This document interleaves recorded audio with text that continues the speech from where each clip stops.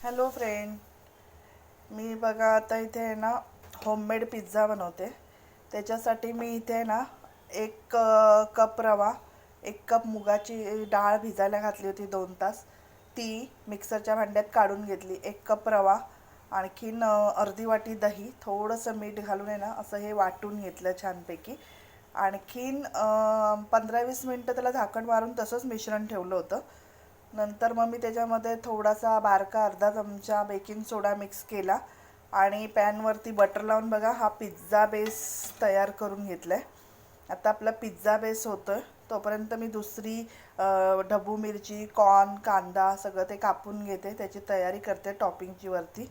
आणि आता आपण हा बेस तर आपला रेडी झालेलाच आहे आणि मस्तपैकी आपण आता पुढचा पिझ्झा बनवून घेऊया. भरपूर असं छान चीज वगैरे भरपूर टाकून यम्मी यम्मी असा मस्तपैकी आपण पिझ्झा बनवूया.